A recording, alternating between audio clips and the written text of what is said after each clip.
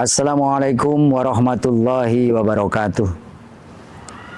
A'udzubillahi minasyaitonirrajim. Bismillahirrahmanirrahim. Alhamdulillahirabbil alamin wassalatu wassalamu ala asrofil mursalin sayyidina Muhammad wa ala alihi wa ashabihi ajma'in. Amma ba'du.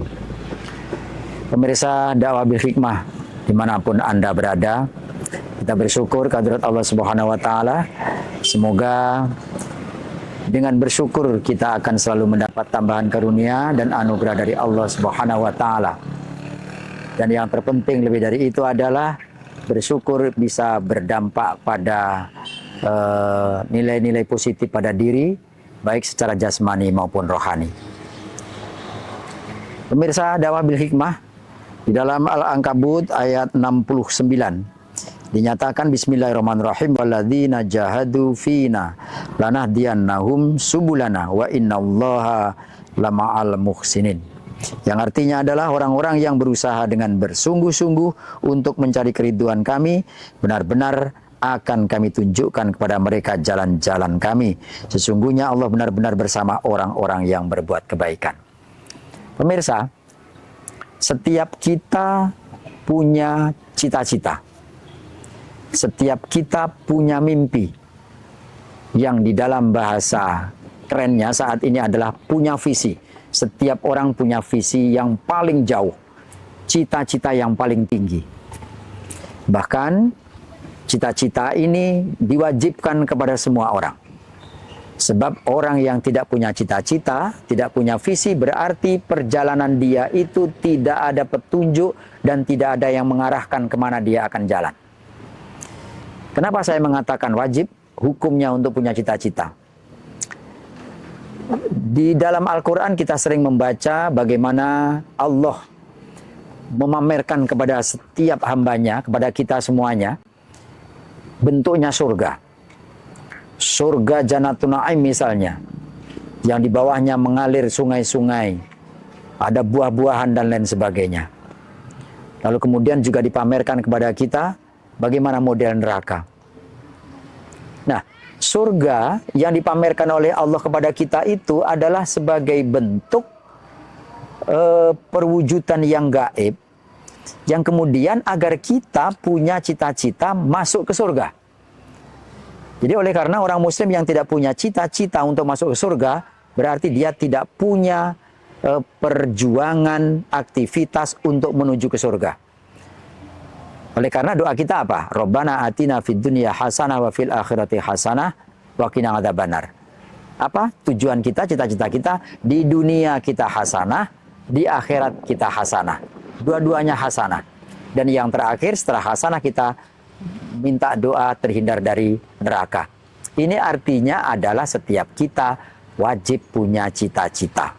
Nah, sekarang bagaimana cara melaksanakan cita-cita itu? Satu, berhubungan dengan judul ini, bahwa siapa yang bersungguh-sungguh oleh Allah dijanjikan Allah akan menunjukkan jalan kesuksesannya. Cita-cita adalah bentuk tahap pertama yang harus kita miliki sebagai bentuk kehidupan kita yang bersungguh-sungguh agar kita menuju kepada sebuah kesuksesan. Nah, apa itu bersungguh-sungguh? Bersungguh-sungguh adalah ketika kita menurunkan cita-cita itu ke level realistis. Dari mimpi turun ke cita-cita, dari cita-cita turun kepada suatu kegiatan yang realistis. Nah, kegiatan inilah yang merupakan langkah perwujudan real, nyata, dari sebuah kesungguhan yang dituntun dengan sebuah cara-cara yang dapat mengantarkan kita kepada cita-cita. Nah, kesungguhan itu akan diuji oleh kehidupan. Kesungguhan itu akan diuji oleh Allah. Kesungguhan itu akan diuji oleh keterampilan mental. Yang pertama, kesungguhan akan diuji oleh keterampilan psikomotorik kita. Psikomotorik kita itu apa? Kesungguhan itu adalah cara kita belajar bagi mahasiswa, cara kita mengajar bagi dosen, cara kita bekerja di perusahaan, bagi pekerja di perusahaan, Dan pekerjaan-pekerjaan itu harus diiringi dengan profesionalitas. Artinya apa? Pekerjaan yang diiringi dengan cara-cara yang profesional, yang benar, atau diiringi dengan ilmu pengetahuan. Ini adalah ujian yang pertama. Bila Anda tidak lulus dalam ujian profesional ini, maka kegiatan aktivitas Anda itu tidak dianggap sungguh-sungguh. Kalau Anda dianggap sungguh-sungguh, maka bekerjalah dengan profesional. Yang kedua, Anda akan diuji dengan yang disebut keterampilan mental. Di dalam keterampilan mental itu Anda akan diuji oleh kesabaran, oleh keuletan, oleh ketelitian. Ya, kalau Anda menghadapi suatu pekerjaan meskipun profesional, kalau Anda tidak tabah, tidak sabar menghadapinya, ya, kemudian tidak juga berdoa, maka ujian yang kedua yang secara mental ini Anda bisa jadi tidak lulus. Kalau Anda ingin lulus, maka profesionalitas, kesungguhan profesionalitas harus dijalankan. Yang kedua, kesungguhan dalam keterampilan mental. Nah, yang berikutnya adalah ujian yang disebut ujian yang berkaitan dengan lingkungan sosial.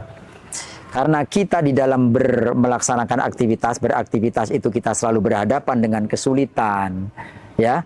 Kemudian juga profesionalitas, kita pasti akan berhubungan dengan orang-orang lain yang berada di sekitar kita. Belum tentu secara sosial akan mendukung kita, walaupun kita profesional, walaupun kita kita punya mental yang baik, tetapi kalau tidak didukung dengan ujian-ujian sosial, menghadapi orang-orang di lingkungan kita, menghadapi pemimpin kita, menghadapi kawan sekerja kita, maka di situ kita harus juga bersungguh-sungguh. Nah, bersungguh-sungguh secara sosial itu adalah kita membangun relasi, ya. Kita membangun hubungan baik dengan orang, ya. Kita membangun hubungan baik dengan atasan. Kita membangun hubungan yang baik atau relasi dengan bawahan, yang sehingga semuanya itu bisa mendukung aktivitas kita yang secara sungguh-sungguh. Ingat kata Allah, bila kita bersungguh-sungguh, Allah akan menunjukkan jalan itu. Bagi Anda yang punya profesi apapun juga, kesungguhan itu harus ditunjukkan pertama secara profesional, yang kedua mental, ada keyakinan, ada kesabaran, ya, ada ada upaya-upaya doa dan sebagainya, dan yang berikutnya adalah ada kesungguhan secara sosial. Insya Allah apabila tiga-tiganya ini berjalan dengan baik, Anda akan berhasil menuju kepada sebuah kesuksesan. Nah, pemirsa, demikian saja. Semoga ini bermanfaat dan terima kasih serta mohon maaf apabila ada kekurangan. Wassalamualaikum warahmatullahi wabarakatuh.